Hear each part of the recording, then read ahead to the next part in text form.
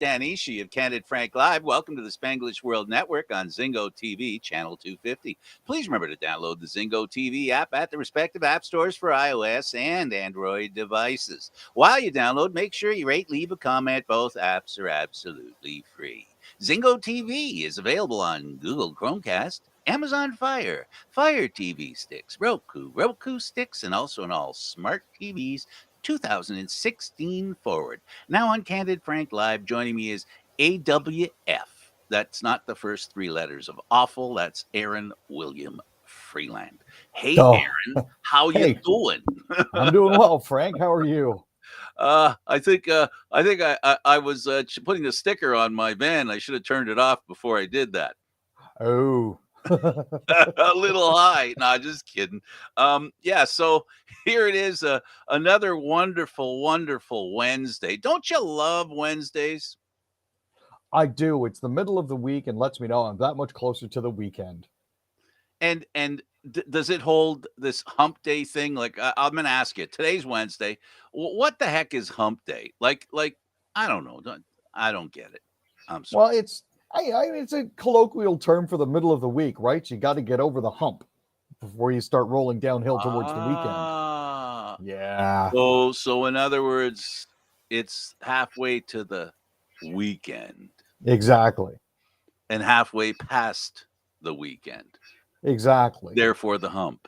Exactly. Now, for some people who live split shifts, for them they have a two camel hump, This is true. right? So it's hump day's different for different people, I suppose.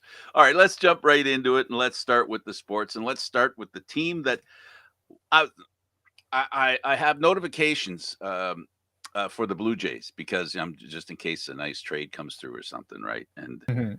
all I got the last couple of days is ding, ding, ding, ding, ding, ding, ding, ding, ding, ding, ding, ding, ding, ding. Why? Because they had all these arbitration contracts they signed to avoid arbitration. And then you have to do a double take because you look, all right, they signed him for $2 million. What? How does he get? No, it's a $2 million bonus, so they don't go to arbitration. It's kind of handy that way. It But works. yeah, 11 different players actually managed to get contracts. So I mean, you got Vladdy who's signing for 7.9 million. Then you also have three-time Golden Glove winner Matt Chapman, who got a 2-year deal for 25. You've got Kevin Biggio, who got 2.113. Ryan Borucki got 825 grand. Adam Simmer got 1.575. Teoscar Hernandez got 10.65. Danny Jansen got 1.95. Meza got 1.25. And right-handers Trevor Moss and Ross Stripling, Trevor Richards and Ross Stripling got 1 million and 3.79 each. And last but not least, Trent Thornton with 850. Now, I'm looking to see what happens with Teoscar. I'm convinced that they've got to lock him up long term. And they should too. I mean, this gets them through the arbitration period, right? So they now have the opportunity to sit down and work with his agent on something slightly more long term. So that's a bit of a relief. Well, left-handed bats, that's another issue that they need. They need left-handed bats. They've got the last lineup I looked at was 7 right-handed bats, 2 left-handed bats. So, yeah, I think that calls in. You know, we didn't talk about. What do you think of the idea of the DH in both leagues? I actually like that idea, and one of the proposed changes was if your pitcher is DHing, in particular for the National League, if you take your pitcher out of the game, he can still DH. A guy like Shotani.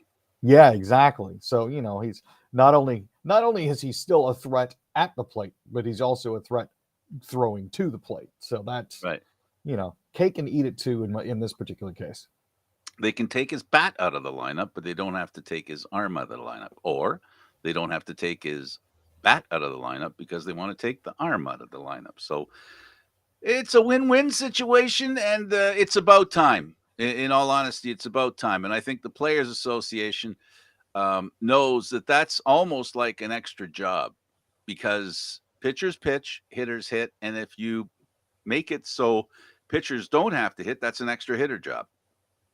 Nope, this is very true. So it's a good deal for the players. Toronto Blue Jays they're using boop boop boop boop boop boop boop boop boop boop boop boop machine. Have you seen it? Did you see it? I have. It's actually pretty Me neat. too. It's a little thing called a pitch comm, and there's actually a bone conduction speaker that goes into the pitcher's hat Hat. band Yep. on the inside, and all the catcher has to do is key in the different combinations on a little wrist thing that he's got, and it buzzes it directly to him and tells the pitcher where to throw it. Yeah. So Low outside, curveball inside. All those lovely little things that they can do. The only thing that the first bug that they got to work on is when when a pitcher calls off a pitch, right? Then there might be they have to go back to hand signals a little bit, but it's all stuff they're going to work out, and this purportedly is going to help in speeding up the game. Well, I mean, that's the idea. If you don't have to go to the mound in order to recalibrate your signals, that sort of thing, then yeah, it's definitely an advantage. I'm just wondering if the pitcher shakes it off, does it go recalculating? That's Recalculating. exactly what it does. And the other thing I'd like to know is, does it mispronounce words? I guess that all depends on who you get doing it, right? Curveball. Ontario. We one of my favorites is Dufferin Street. Turn left on her Ontario Street. Yeah, we've got another one here. Oh shoot.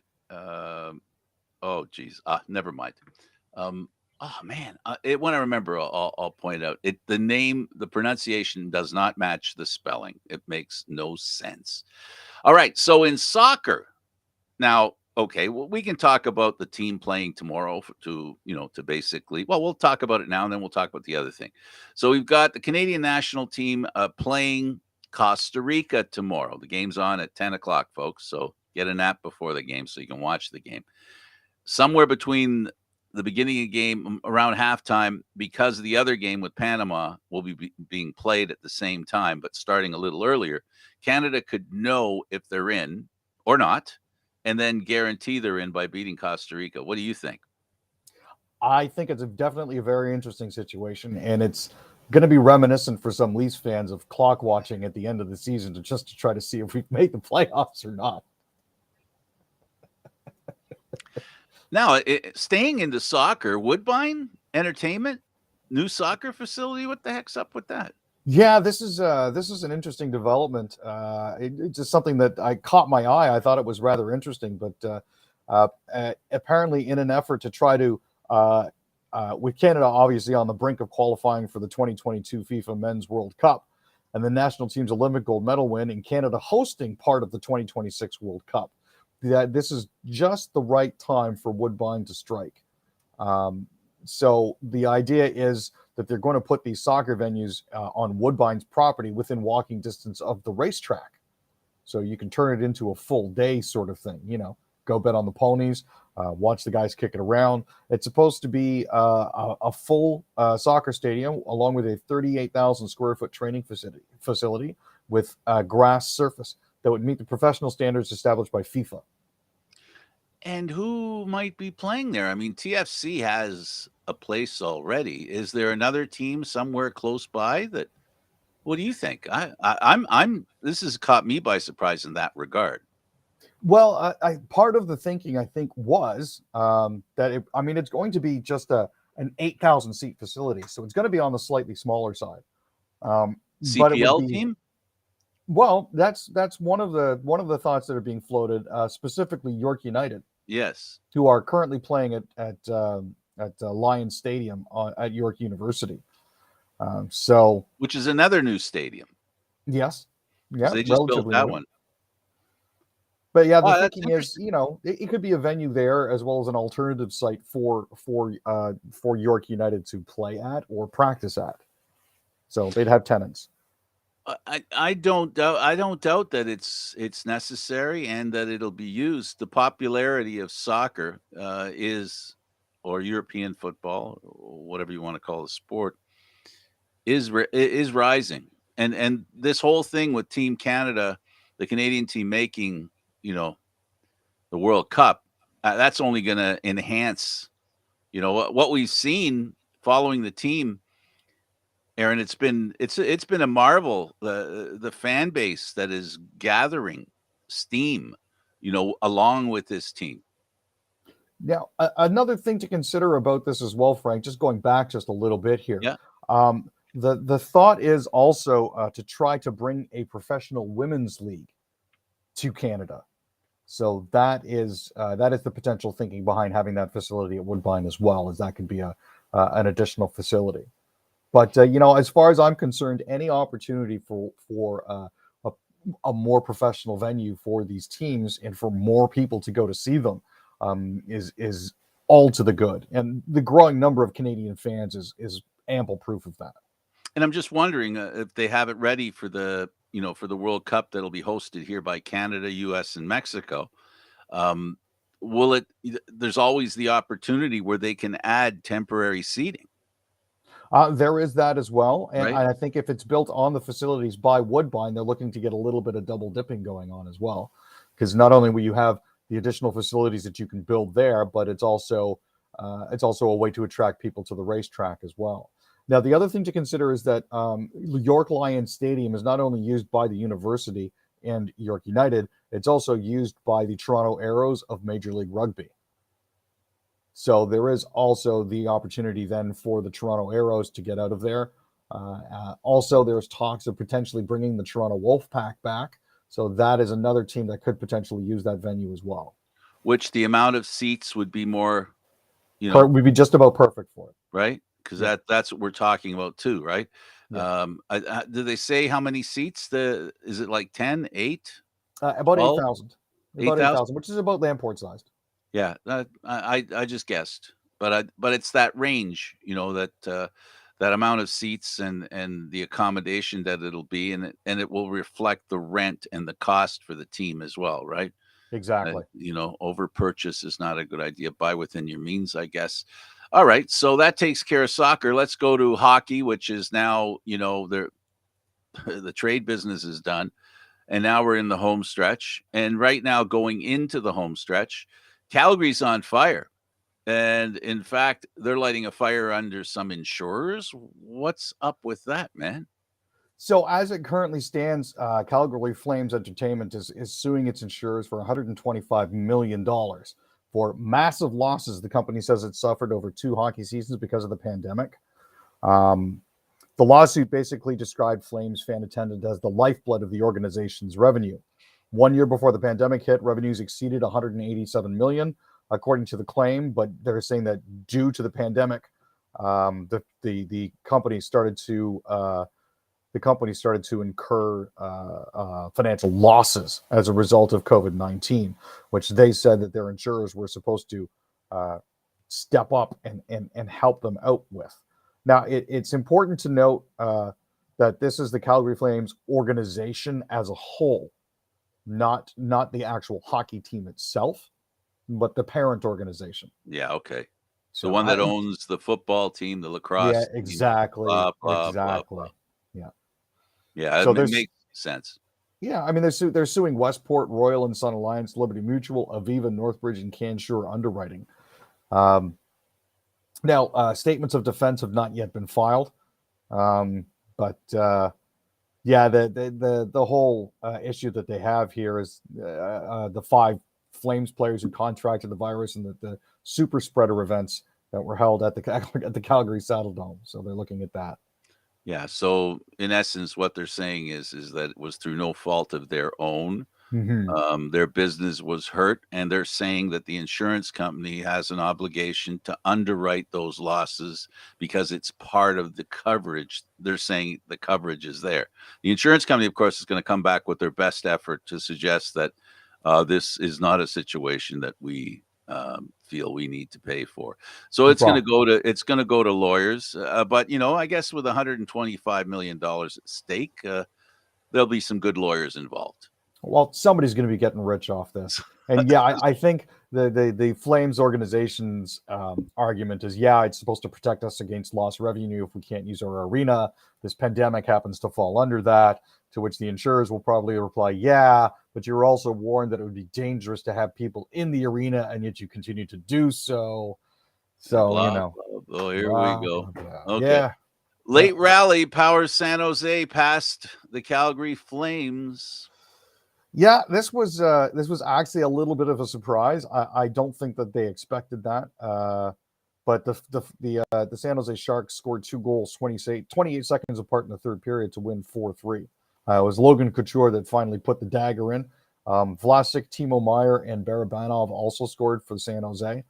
They're looking to sweep their 2-game road trip to Alberta when they play Edmonton on Thursday night. If you're an Ottawa fan in the central part of the United States, you have gripes apparently. What's up with that? Well, young gentleman by the name of Cale Bear was sitting down at his home in Ashland, Kansas, population 900, said he wanted to watch a little PBR or professional bull riding. But the bull riding channel was showing an NHL game instead, and it was a quarterfinal game between the Ottawa Senators and the Pittsburgh Penguins. And this is back in 2007. Oh my God. That's when they went to the final, I think. Yeah, pretty much, yeah. Wasn't that the year? Yeah, and he said that was the night he decided to root for Ottawa and kind of fell in love, but sometimes he regrets it. Sometimes.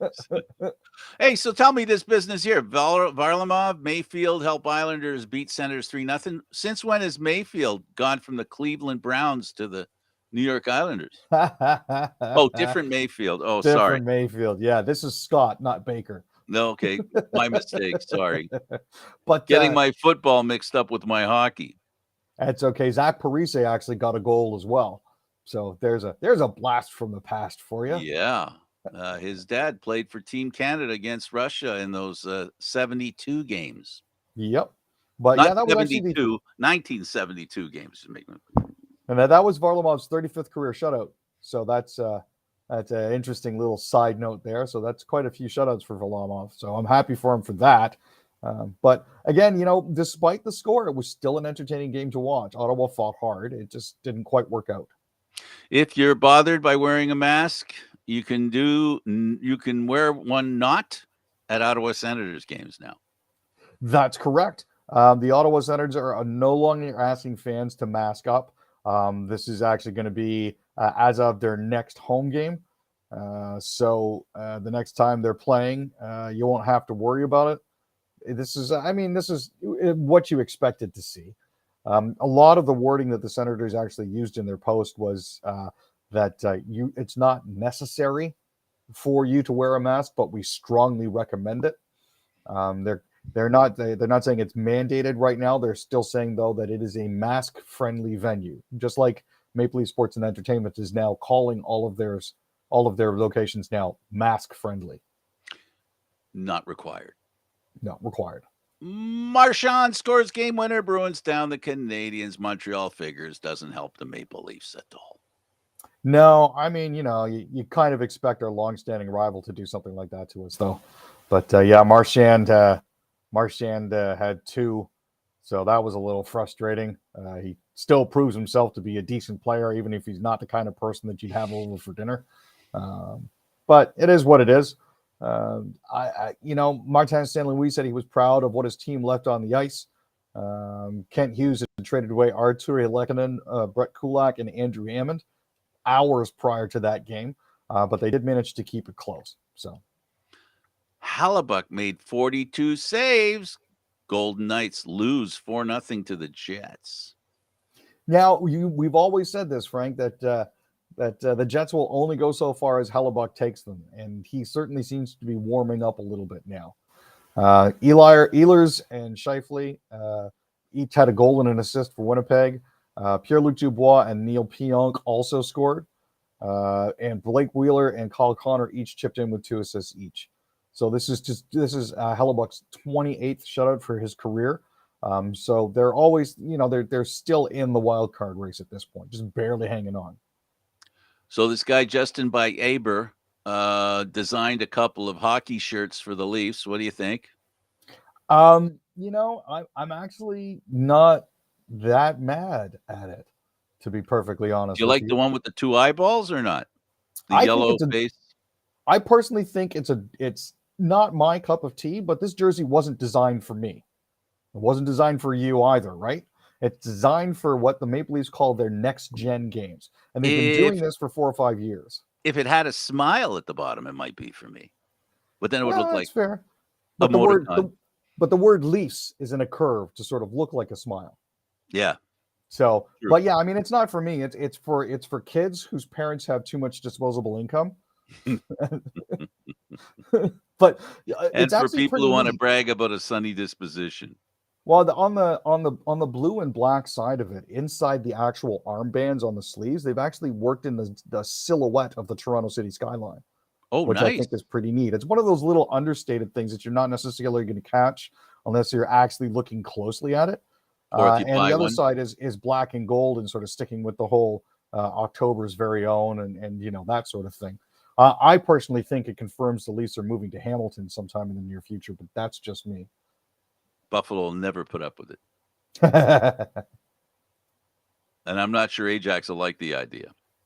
Well, Or I don't know if you actually watched the All-Star game, but the jerseys were actually leaked a couple weeks back. Yes. So, And people were a little irritated by that. what are you gonna do? Whatever they can. All right, so goaltending. They play on Thursday. Goaltending defense. Is it going to improve on the long term, you think?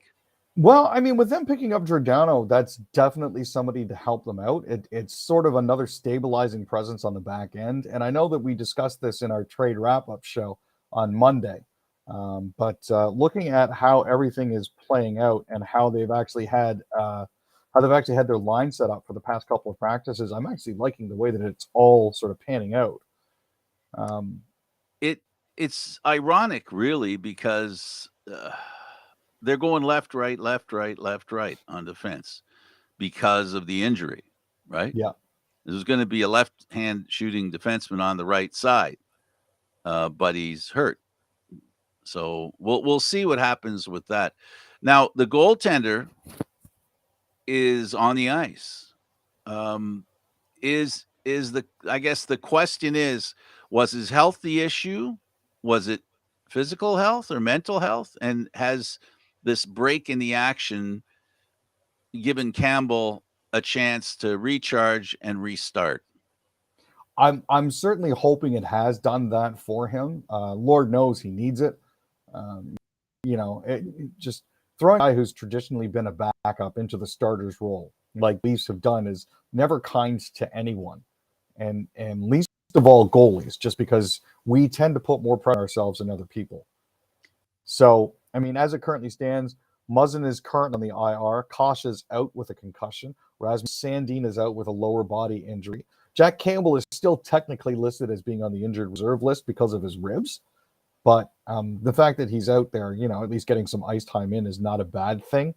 I'm actually really jazzed about the defensive pairs that they're running. They're running Riley Lyobushkin, Brody Hall, and Giordano Liljegren. So I'd be interested to see how that plays out tonight. It's going to be interesting. Biden's off to Brussels. Yeah, this is another one of them overseas meetings, sort of shake the hands, do a bit of a press junket, and at the same time, mention the new sanctions and how that's going to play into what NATO is going to be doing out there. So this is an opportunity for him to familiarize them with that. Former Toronto police chief running. Yep, he'll be running for the PCs. In no surprise whatsoever, we have a police officer who's running for the Conservatives. Go figure. Wow. And a police chief to boot. Yep. Ontario putting $91 million into electric vehicle charging stations. Yeah, so this is another one of those sort of, hey, we're giving you greenies what you want. They're trying to participate in building at least 400,000 electric vehicles and hybrids and establishing a battery production facility. So part and parcel with that is going to be installing electrical stuff at en route rest stops by this summer, apparently, is what they're planning on doing. Quebec budget extending more health care money. Yeah, so this is going to cost the Quebec government about $3.6 billion. They're giving everybody a $500 check just to sort of help them compensate for, lost wages and that sort of thing. And because of the way the province has been recovering, they feel they can do that. Alberta is going to finally do the cleanup. Their government, the provincial government, has decided to spend some money on the cleanup that was promised all the oil fields. Yeah, and again, this program is actually slated to spend about $580 million and create about 2,800 jobs, and that's by the end of the year. And again, this is one of those things. Kenny's leadership is up for review. That's going to a mail-in vote shortly. So this is them basically trying to say, "Hey, we're not that bad. Give us a shot." Absolutely. Thanks, Aaron, for this. Thank you, Frank. For Aaron William Freeland, I'm Candid Frank Stanisci. Thank you for watching Candid Frank Live, airing Mondays, Wednesdays, and Fridays. This show can also be heard on the Spanglish World Radio Network. For Candid Frank Live, other news, entertainment, and sports programming we offer, please check out SpanglishWorld.ca. Spanglish World. Watch it, hear it, read it, download it, and live it. Thanks for watching, everybody. Ciao for now. Ciao.